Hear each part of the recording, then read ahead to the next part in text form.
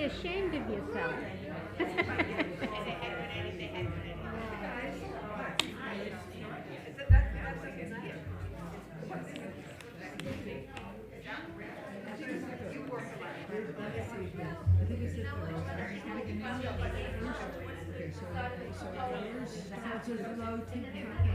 לא תשתחווה.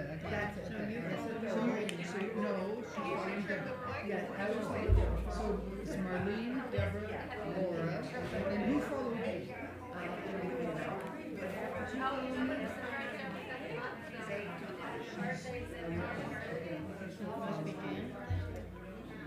Janet, it might have been Janet. Janet was actually Janet did most of it.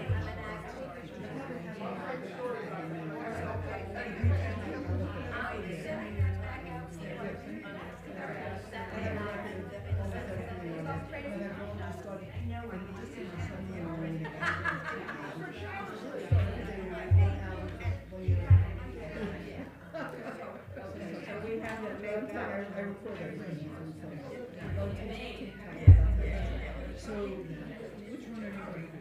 Just done Okay, so you're going to do 3 and 4. That's Deborah.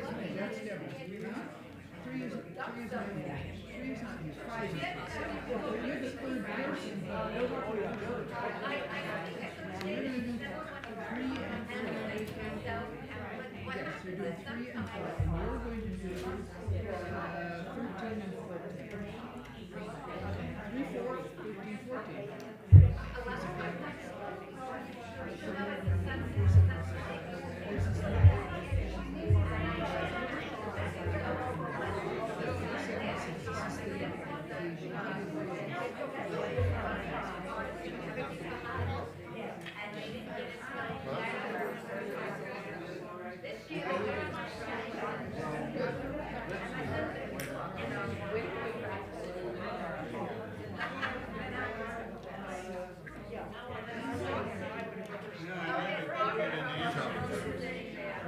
Or the other.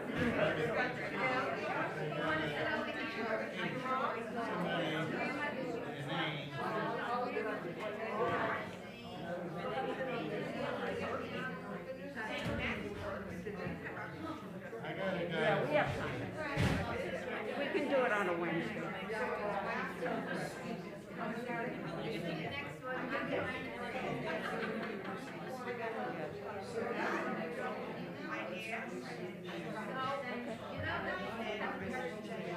Okay.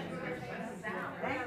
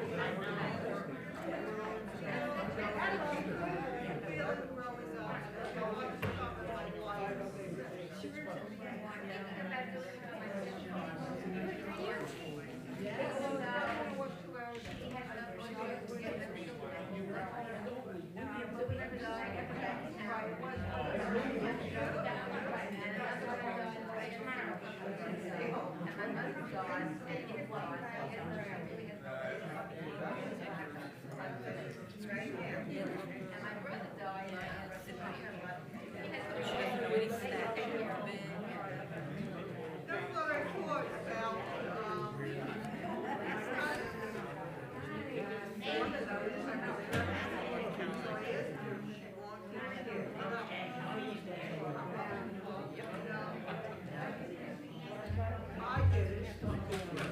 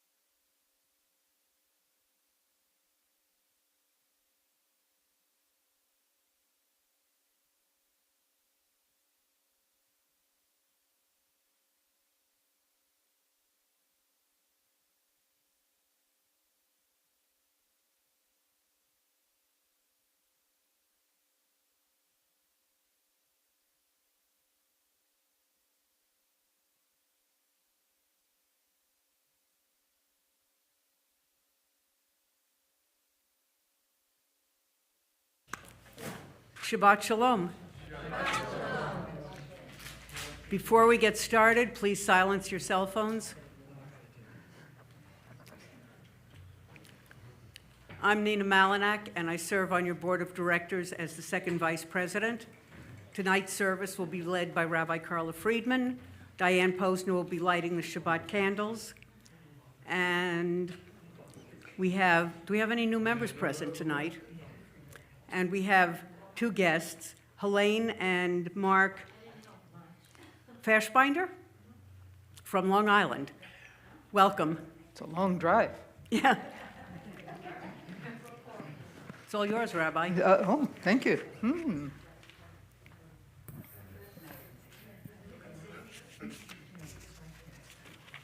Well, we're going to begin, as we generally do, with an opportunity to set the week that has passed. We set it behind us. So I'm going to ask you to put your feet on the floor, to put your back against the chair, and close your eyes. And as you do that, I want you to take this opportunity to be thinking about being on an island in the tropics. We're not there now, right? But if you close your eyes and let Shabbat carry you, you can have that same feeling, that same warmth, and that same pleasure of being at ease and being without worry or distress.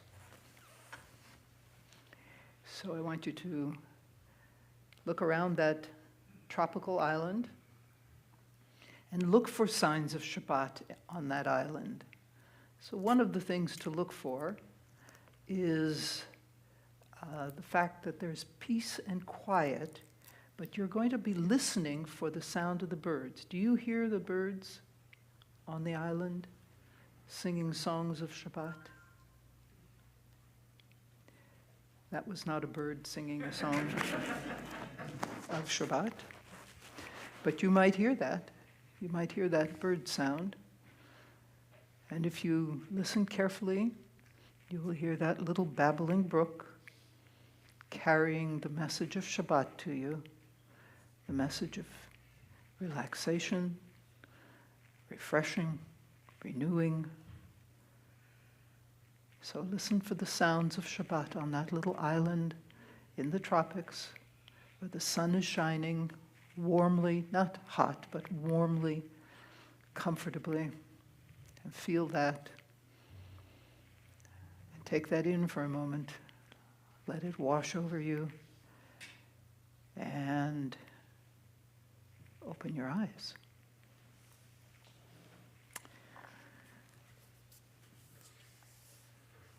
One of the subjects that will be recurring this evening is the subject of Jewish music. What makes music Jewish music?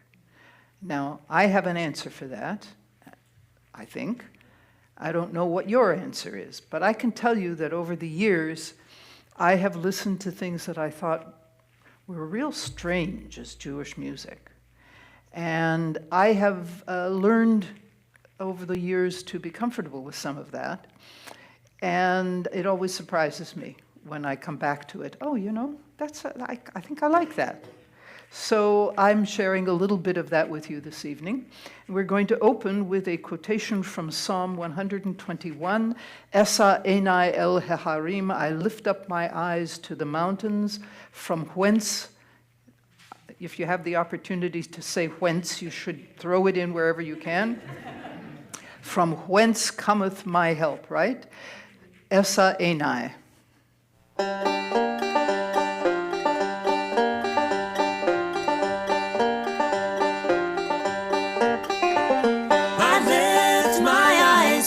Mountains. I lift my eyes to the mountains. Where does my help? Where does my help? Where does my help come from? I lift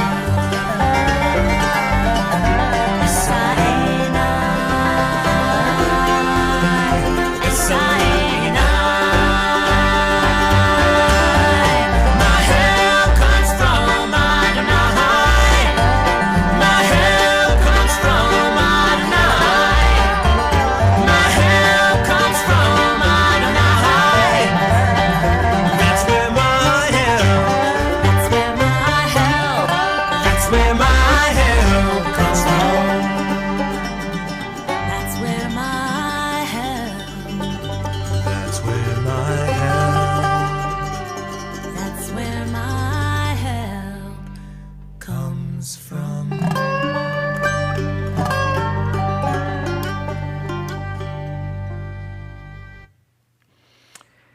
We're going to continue with the lighting of the Shabbat candles. The reading will be on the screen.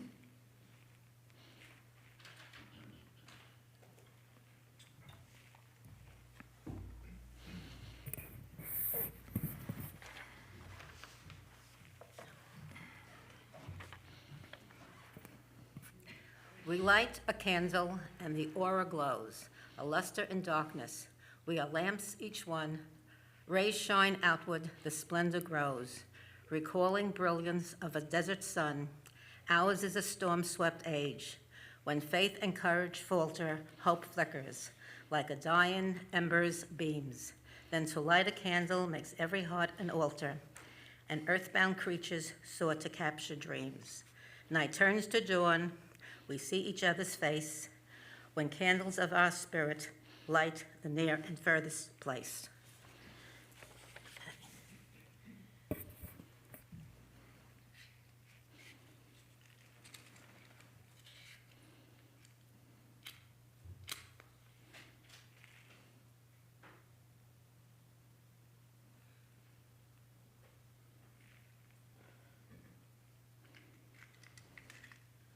Baruch atah Adonai Eloheinu melech haolam asher kiddushanu b'mitzvotav v'tzivanu l'hadlik shel Shabbat. Baruch atah Adonai Eloheinu melech haolam asher kitshanu b'mitzvotav v'tzivanu lehadlik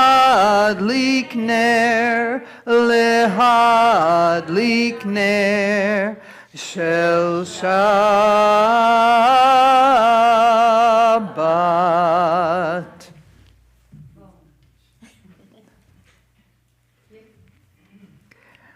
And we're going to continue with Kiddush, which is on page 123 in the prayer book, and it's on the screen as well. If you're joining us from home and you have a glass of wine, we invite you to raise it now. There's all this commotion as they go down from the bima, you know. But now, as I was saying, Kiddush. It's on page 123 in the prayer book. The text is on the screen. At home, if you have a glass of wine, please raise it. And I am reminded that I should tell you that the page number 123 is in blue lettering in the blue square brackets. Does that cover everything? Yes. Oh, good. Let's continue now with the service. Please rise for Kiddush. Baruch atah Adonai Eloheinu melech haolam borei peri hagafen. Baruch atah Adonai Eloheinu melech haolam asher kitshanu b'mitzvotav v'ratzavanu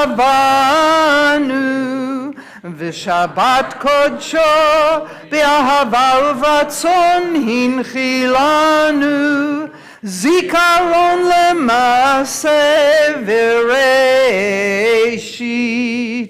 ki hu yom tehila lemikrae kodesh zecher l'tziat Mitzrayim kivanu v'chata v'otanu kidashta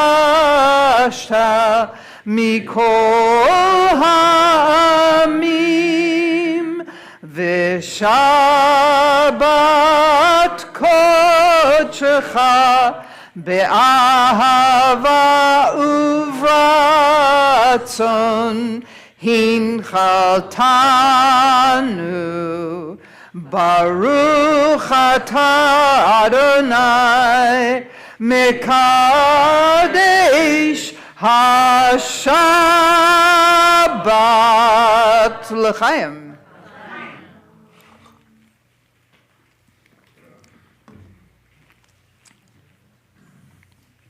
And we continue with a reading, which is on the screen. It's on page 125 in those blue square brackets. Let's read together. Where is this week vanished? Is it lost forever? Will I ever recover anything from it?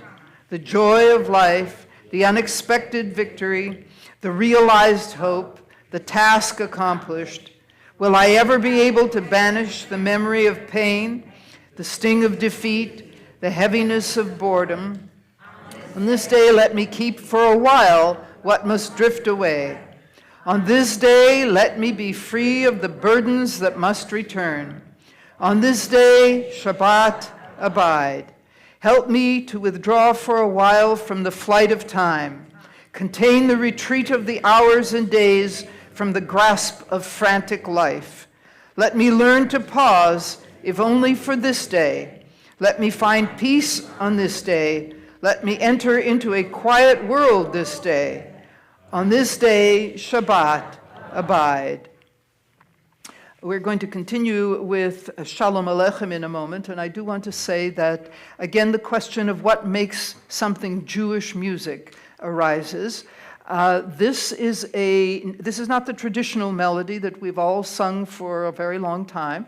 I think this is a particularly beautiful melody, and after we hear it, I'll tell you how it comes to us. But I want you to think about what is it that makes it Jewish, other than the fact that the words are Hebrew. So, Shalom Aleichem.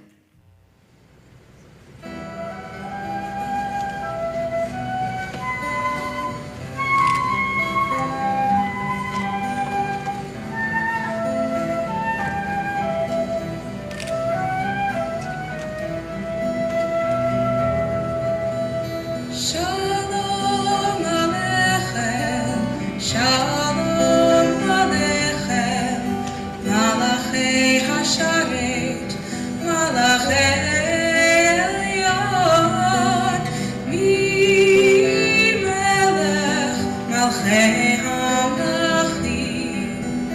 HaKadosh, HaKadosh Baruch Hu. Shalom, Malachei Shalom, Malachei Elyon, Mi Melech Malchei HaMelachim.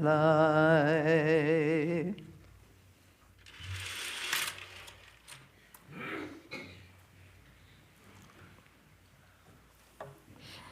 And we read on page 149, and the text is on the screen as well. Let's read together. Praise to you, Adonai our God, from whom the evening flows. Your wisdom sets the way on which time and season glide. Your breath guides the sail of the stars. Creator of the tide of time and light, you guide the current of day into night. As heaven spans to infinity, you set its course for eternity. Praise to you, Adonai our God, from whom the evening flows. Baruch atah Adonai hama'ariv aravim.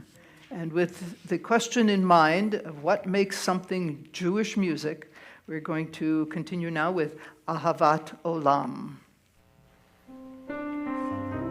Page 148.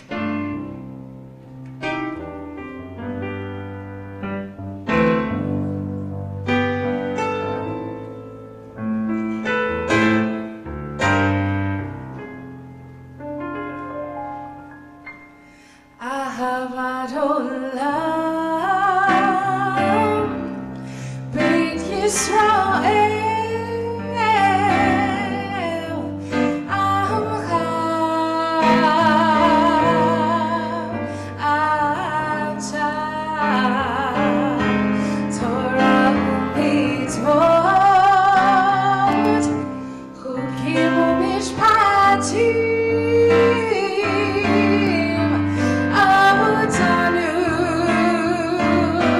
Limad et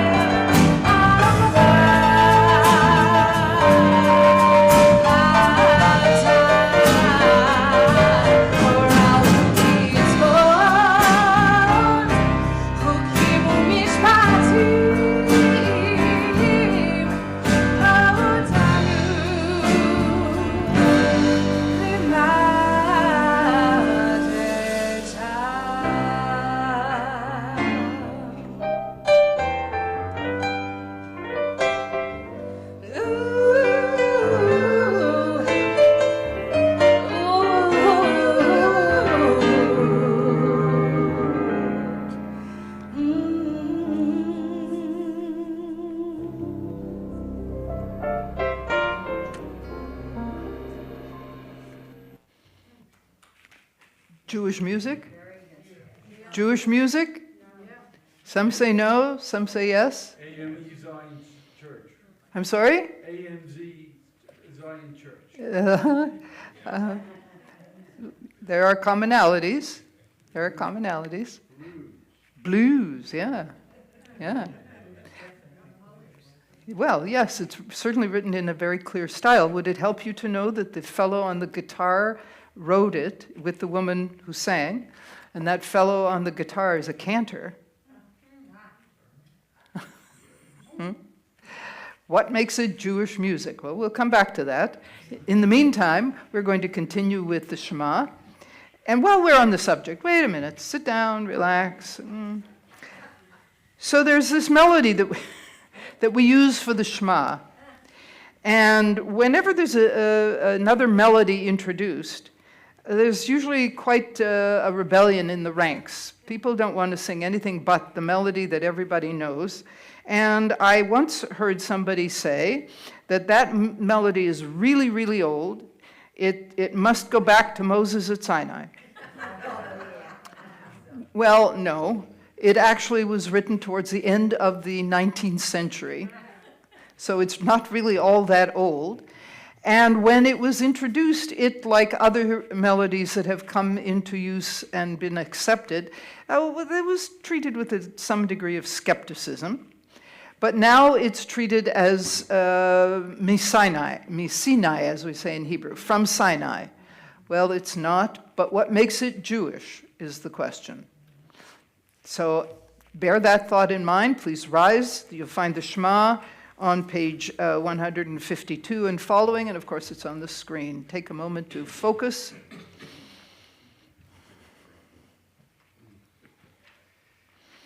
Shema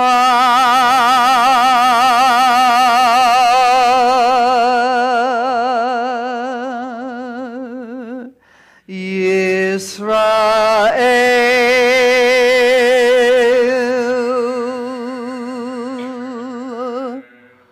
Adonai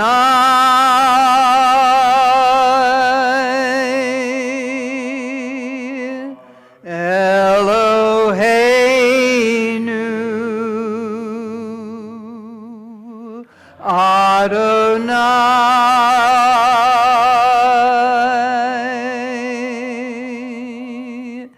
Echad.